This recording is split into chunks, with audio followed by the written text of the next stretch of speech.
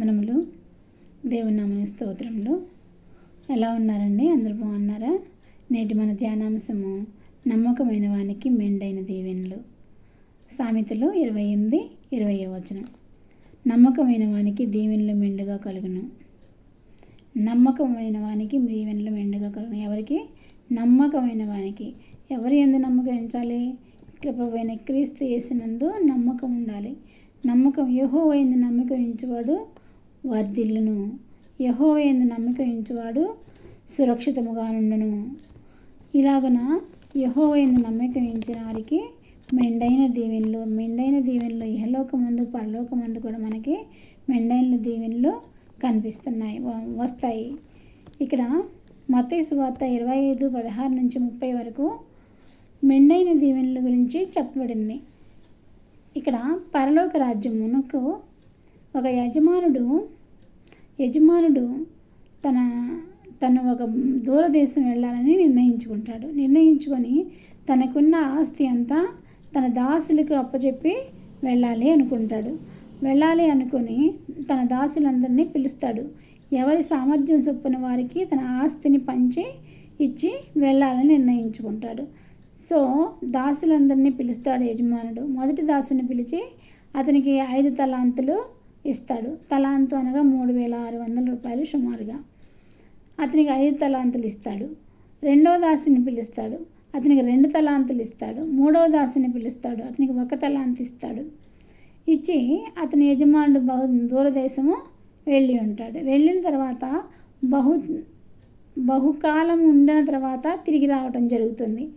ఇక్కడ ఇది పరలోక రాజ్యానికి సాదృశ్యంగా కనిపిస్తుంది ఈ స్టోరీ. ఇది ఇక్కడ యజమానుడు అనే ఆయన యేసయ్యకు సూచికగా కనిపిస్తున్నాడు. దూరదేశం అనేది పరలోక రాజ్యంగా కనిపిస్తుంది. ఇక్కడ దూరదేశమునకు వెళ్ళి బహుకాలం గడిచిన తర్వాత వచ్చి ఉన్నాడు. బహుకాలం గడిచిన తర్వాత వచ్చి తన దాసులను పిలిచి తను ఇచ్చిన డబ్బులకు లెక్క అప్పచెప్పమని అడుగుతాడు. అప్పుడు మొదటి దాసుడు వచ్చి, నా యజమానుడా, నువ్వు నాకు 5 తలాంతులను ఇచ్చి ఉన్నావు. నేను దానితో వ్యాపారం చేసి 5 తలాంతులను సంపాదించి తినని 10 తలాంతులు యజమానుడికి ఇస్తాడు. అప్పుడు యజమానుడు సంతోషించి, బలా నమ్మకమైన మంచి దాసుడా, కొంచెములో నువ్వు నమ్మకముగా ఉన్నావు కనుక నిన్ను అనేకమైన వాటి మీద అధికారినిగా నియమిస్తున్నాను. అంతేకాదు నా సంతోషంలో నువ్వు పాలు పంచుకొందు అని చెప్తాడు. అప్పుడు తర్వాత రెండవ దాసుని పిలుస్తారు. రెండవ దాసుడు వచ్చిన తర్వాత లెక్క చెప్పమన్నప్పుడు రెండవ దాసుడు, నా యజమానుడా, నీవు నాకు 2 తలాంతులను ఇచ్చితివి. వాటితో నేను వ్యాపారం చేసి మరి 2 తలాంతులను సంపాదించి తినని 4 తలాంతులను ఇస్తాడు. అప్పుడు యజమానుడు సంతోషించి, బలా నమ్మకమైన మంచి దాసుడా, నువ్వు ఇంత కొంచెంలో చాలా నమ్మకంగా ఉన్నావు, మిక్కిలి నమ్మకంగా ఉన్నావు. కాబట్టి నీకు అనేక వాటి మీద అధికారం ఇస్తున్నాను. అంతేకాదు నా సంతోషంలో నువ్వు పాలు పంచుకొందు అని చెప్తాడు. తర్వాత మూడవ దాసుని పిలుస్తాడు. మూడవ దాసుడు వచ్చి అతను తీసుకున్న తలాంతుని ఒక గుంట తవ్వి గుంటలో పెట్టి ఉంచుతాడు. ఆ గుంటలో నుంచి బయటికి తీసుకుని వచ్చి, నా దాసుడా, విత్తని చోట కోయివాడమనియు, చల్లని చోట కూర్చువాడమనియు, పంటను కూర్చువాడమనియు నేను ఎరుగుదును. అందుకే నువ్వు ఇచ్చిన దేనారమును తలాంతును నేను మట్టిలో పెట్టి ఉంచాను, ఇదిగో అని చెప్పేసి 1 తలాంతుని ఇస్తాడు యజమానుడికి. అప్పుడు యజమానుడికి కోపం వచ్చి, చెడ్డదాసుడా, ఇతన్ని చీకట్లో పడివేయండి అని అంటాడు. చీకట్లో పడివేయమంటే అక్కడ ఏముంటాయి? ఏడ్పును పండ్లు కొరుకుటయు ఉండును. చీకట్లో పడివేయడి అంటే ఏడ్పును పండ్లు కొరుకుటయు అక్కడ ఉండును. ఆ రీతిగా ఆ యజమానుడు ఆ దాసుల పక్షంగా నిర్ణయించాడు. ఇక్కడ యజమానుడు మన యేసయ్య అయితే, దూరదేశం పరలోక రాజ్యము, ఆ దాసులు మనము. దాసులు అనేవాళ్ళు మనము దాసులం అన్నమాట. దాసులకు తలాంతులను ఇచ్చెను అంటే యేసయ్య మనకి కొన్ని తలాంతులను ఇచ్చి ఉన్నాడు. ఆయన బిడ్డలకి కొన్ని తలాంతులు ఇచ్చాడు. కొంతమందికి వాక్యం చెప్పడం, కొంతమందికి పాటలు పాడటం, కొంతమందికి వాక్యం చదవడం, కొంతమందికి పరిచర్య చేయటం, కొంతమంది ఇంకా ప్రవక్తల్లాగా ప్రవచించటం, కొంతమంది భాషలు మాట్లాడటం, నానా రకాలైన విధములుగా తలాంతులను యేసయ్య మనకి ఇచ్చి ఉన్నాడు. ఆయన ఇచ్చిన తలాంతును మనం బాగా వాడుకొని పదునుగా చేసి ఉన్నట్లయితే యేసయ్య సంతోషిస్తాడు. మనల్ని సంతోషించి తన సంతోషంలో పాలు పంచుకునేలాగా చేస్తాడు. అంతేగాని ఆ చెడ్డదాసునిలాగా మనకున్న తలాంతుని ఉపయోగించుకోకుండా పాటలు పాడే స్వరం ఉంటుంది. కొంతమందికి మంచి స్వరం, పాటలు పాడేవాళ్ళు పాటలు పాడటం, అలా చేయటం వల్ల దేవుని నామానికి మహిమ కలుగుతుంది. ఆ దేవుని నామానికి మహిమపరిచినప్పుడు యేసయ్య సంతోషిస్తాడు. ఇక్కడ ఏమంటున్నారంటే, మిక్కిలి కొంచెములో నమ్మకముగా ఉన్నవాడు ఎక్కువలో కూడా నమ్మకముగా ఉంటాడు. మిక్కిలి కొంచెంలో అన్యాయముగా ఉన్నవాడు ఎక్కువలో కూడా అన్యాయంగా ఉంటాడు.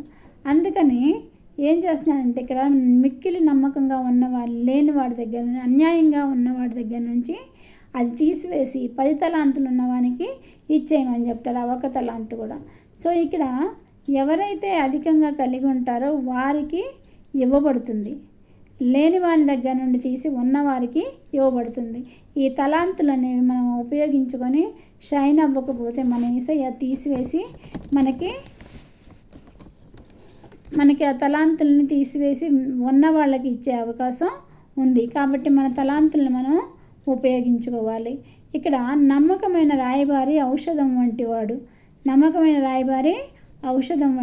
నమ్మకమైన దూత తన పనికి పంపించిన వానికి కోతకాలమందు వచ్చు చల్లటి మంచు చల్లదనంలాగా ఉంటాయంట. మంచు చల్లదనం వలె ఉండును అంటే నమ్మకమైన పనివాడు కూడా మంచి చల్లటి గాలిలాగా ఉంటాడంట. నమ్మకమైన స్వభావం కలవాడు సంగతి దాచును.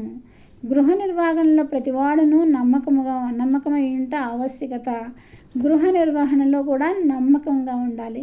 ఇక్కడ గృహ నిర్వహణలో యోసేపు నమ్మకంగా ఉన్నాడు. పోతీఫర్ ఇంట్లో విధి నిర్వహణ చేశాడు కదా యోసేపు.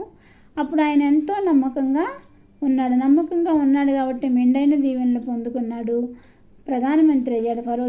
ఫరో రాజ్యానికి ఫరో రాజు యొక్క ప్రధానమంత్రి అవటం అనేది జరిగింది. కాబట్టి నమ్మకంగా ఉన్న వారికి మెండైన దీవెనలు. యోసేపు నమ్మకంగా ఉన్నాడు, మెండైన దీవెనలు పొందాడు. తర్వాత పరిచారికులుగా ఉన్నప్పుడు మనం నమ్మకంగా పనిచేసినట్లయితే దేవుడు మనల్ని ఉన్నత స్థానంలోకి హెచ్చిస్తాడు. తర్వాత అనేక సాక్షుల ఎదుట నా వలన వివిధ సంగతులు ఇతరులకు బోధించుటకు సామర్థ్యం గల నమ్మకమైన మనుషులకు అప్పగింపము. ఇక్కడ సామర్థ్యం గల మనుషులు, మనం అనేక సంగతులు యేసయ్య విషయాలు మనం చాలా వింటున్నాము. ఆ సాక్ష్యాలని ఇతరులకి చెప్పటానికి సామర్థ్యం కలిగి నమ్మకం కలిగిన మనుషులకి అప్పగింపము అని పౌలు గారు చెప్తున్నారు. సో ఇక్కడ మనము నమ్మకము అనేది ఎంతో విలువైనదిగా చూస్తున్నాము. నమ్మకమైన వారికి మెండైన దీవెనలు అంటే ఇహపరమైన దీవెనలు, ముందు మనకి పరలోక రాజ్యంలో చేరటం అనేది ముఖ్యమైన దీవెన. తర్వాత మనకి భూమి మీద శారీరక సంబంధమైనవి కూడా దీవెనలు కూడా మెండుగా మనకి వస్తాయి. మనం ఇప్పుడు చూడండి, హోటల్కి వెళ్తాము, ఇడ్లీ కావాలి అంటాము. ఇడ్లీ కావాలి అంటే ఇడ్లీతో పాటు చట్నీ కూడా ఇస్తారు కదా, అవును కదా. అలాగే మన దేవుడు మనము పరలోక రాజ్య సంబంధంగా నమ్మకంగా ఉన్నవారికి పరలోక దీవెనలు ఇస్తారు, ఇహలోక సంబంధమైన భౌతిక సంబంధమైన దీవెనలు కూడా ఇస్తారు. కాబట్టి మనము ఈ దీవెనలు పొందుకొని మంచి మార్గంలో నడవాలని కోరుకుంటూ ముగిస్తున్నాను. నా వాక్యం మీరు సబ్స్క్రైబ్ చేసుకున్నట్లయితే ప్రతిరోజు మీరు ఈ వాక్యమును వినవచ్చు. చిన్న ప్రార్థన చేసుకుందాం. సర్వశక్తి మిక్కిలి కృపగల ఘనమైన యేసురాజా, మీ పాదములకు స్తుతులు స్తోత్రములు తండ్రి. మహోన్నతుడా నీకు వందనాలు స్తోత్రాలు నాయన. ఇప్పటి వరకు మీరు మాట్లాడిన మాటలను బట్టి ప్రభా, నమ్మకమైన వారికి మెండైన దీవెనలను చెప్పి ఉన్నారు ప్రభా. అయా మేము నమ్మకంగా ఉండి ప్రభా మీ దగ్గర నుంచి మెండైన దీవెనలు పొందుకునే బిడ్డలుగా చేయి ప్రభా. అయా ఎవరైతే ఈ రాత్రిపూట నాయన తల వంచి ఉన్నారో నా ప్రభువా, వారిని ఆశీర్వదించి దీవించండి, వారికి నమ్మకమును కలుగ చేయండి. నమ్మకమైన వారికి మెండైన దీవెనలు ప్రభా, ఇహపరమందు నీవు నమ్మకంగా ఉన్నవారికి మెండైన దీవెనలు ఇచ్చే దేవుడు ప్రభా. మా దీవెనలు అనుగ్రహించి మమ్మల్ని ఆశీర్వదించి దీవించమని మా ప్రభును ప్రియకుమారుడైన యేసుక్రీస్తు నామమున అడుగుచున్నాను తండ్రి. ఆమెన్.